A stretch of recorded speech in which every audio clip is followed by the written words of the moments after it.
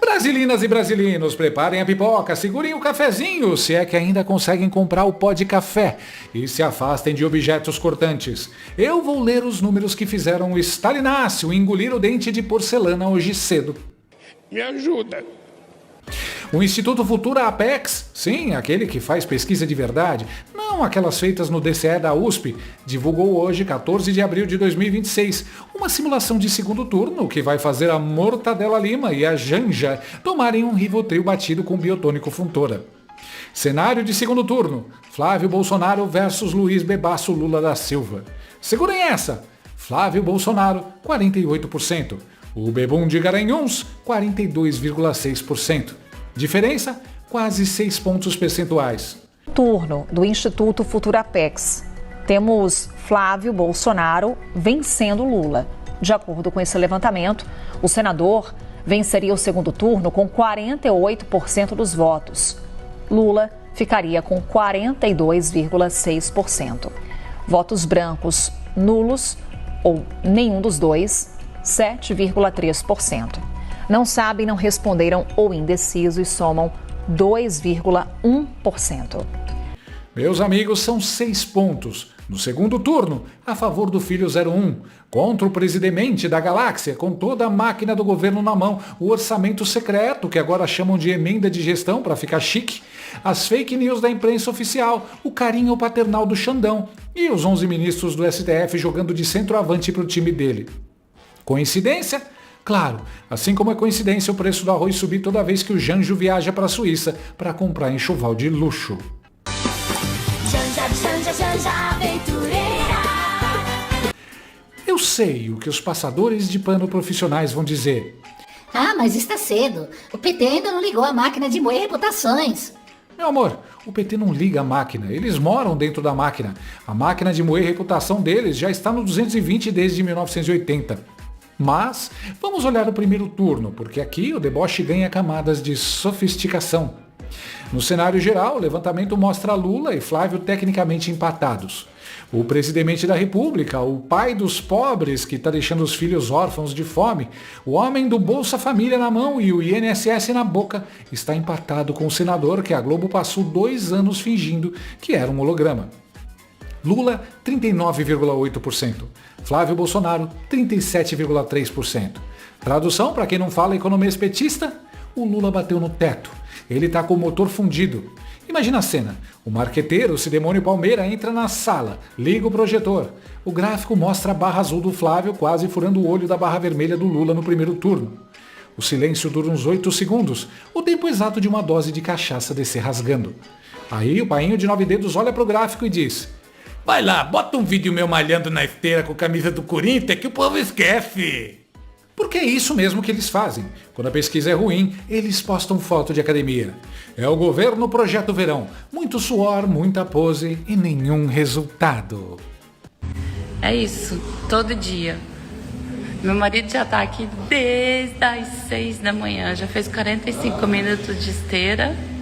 E agora tá aqui, ó. Quem disse que ele não conseguia fazer essa flexão? Tá ao vivo, gente, é ao vivo. Quem sabe faz ao vivo. Agora olha que coisa totosa. Tiraram o nome do Romeu Zema da jogada no primeiro turno para ver o que acontecia. E o que aconteceu? O Lula subiu? Não! O Lula murchou mais que o prestígio do Macron. Sem o Zema, Lula 38,4%. Contra o Flávio Bolsonaro, 38%. Empate técnico de 0,4%. É margem de erro de bafômetro. O que isso prova? Que o eleitor de direita no Bananinho não é gado de candidato, ele é voto contra o PT. Você pode tirar o Zema, o Caiado, o Ratinho ou até o Papai Noel da direita. O voto não vai para o Lula, o voto se redistribui. O bolo da direita é consistente, robusto, crocante. A Red Globe vai passar os próximos meses tentando explicar por que a polarização que eles tanto odeiam está vencendo o amor que eles tanto fabricam.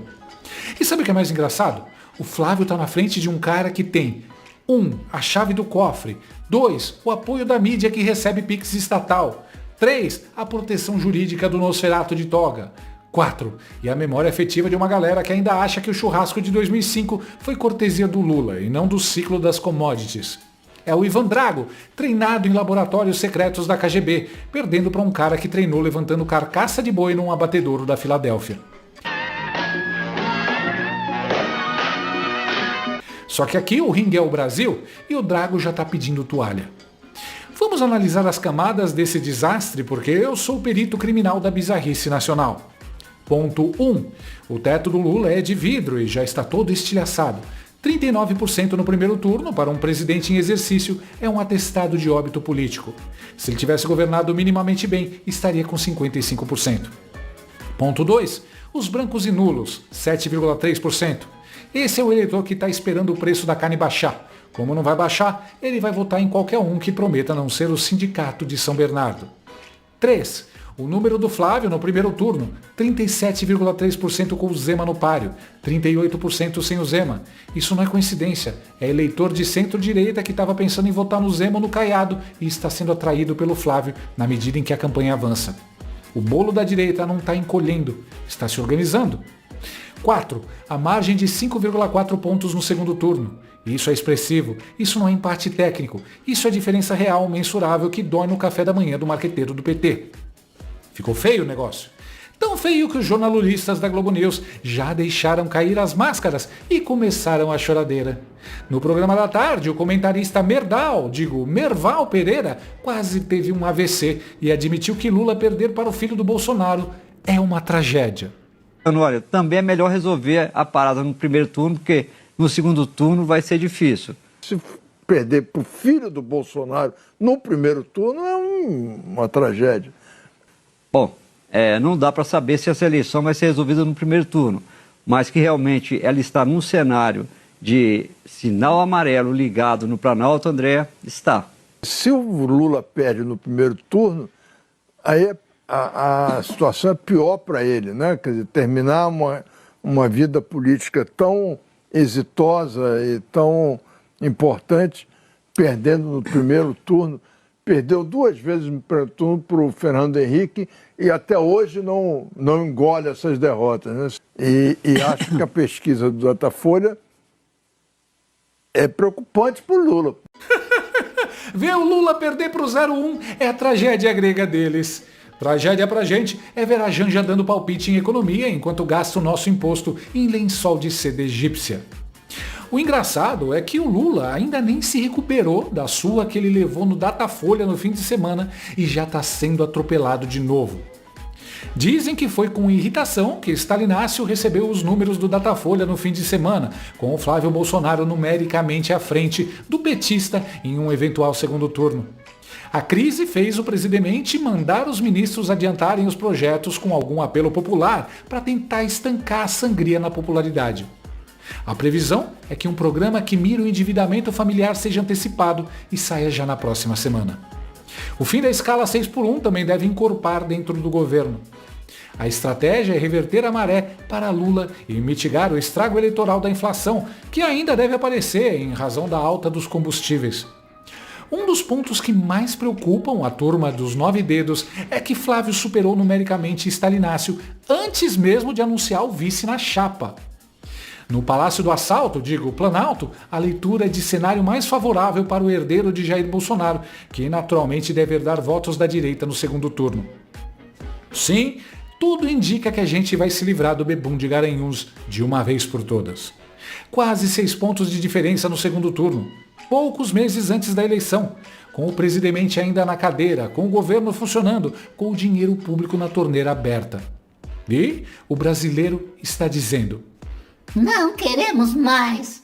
É isso que os 48% contra os 42,6% estão dizendo. É uma mensagem grande, clara, em negrito, daquelas que você não precisa de especialista para interpretar. Mas sabe no que a gente deve focar atento? Não é na pesquisa, é no que vem depois da pesquisa. Porque quando o poder percebe que está perdendo, ele não sai pela porta da frente. Ele inventa um processo, ele cria um inquérito, ele aplica uma multa, ele proíbe uma candidatura, ele suspende um perfil, ele aciona um togado do Supremo Taiaiá Federal que recebe ordens do Palácio do Assalto com mais eficiência do que eu recebo delivery de pizza. O rock venceu e o mundo aplaudiu, mas no Bananil o juiz é um empresário do outro lutador. Se o Flávio estiver ganhando no último round, alguém desliga o disjuntor do ginásio ou diz que o rock é inelegível por excesso de suor. Só que tem um detalhe, o Nosferatu de toga não está mais com essa bola toda.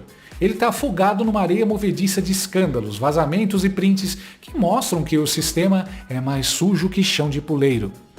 Chandler Clayson está mais ocupado tentando salvar o próprio pescoço do que perseguindo o candidato. E tem mais. O Laranjão voltou. Donald Trump vai olhar para as eleições brasileiras de 2026 com um binóculo de alta precisão.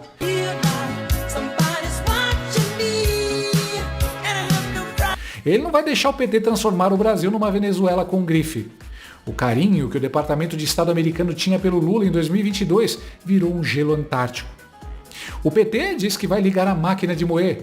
Podem ligar. Já faz tempo que os petistas estão prometendo que vão ligar a máquina e aí o Flávio vai derreter. Estão dizendo que isso é só uma amostra, que nós nem começamos a descer o cacete no lombo desse vagabundo. Será? Será? Porque num cenário polarizado como o nosso, essas coisas não pegam.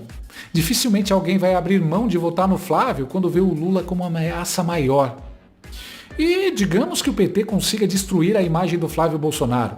Digamos que o PT mostre uma gravação em vídeo provando que o Flávio é um satanista que veio do espaço sideral e que se alimenta do sangue de velhinhas, bebês e filhotes de cachorro. Sabe o que acontece? As pessoas deixam de votar no Flávio e votam em qualquer outro candidato de direita. Caiado, Zema, Ratinho Júnior.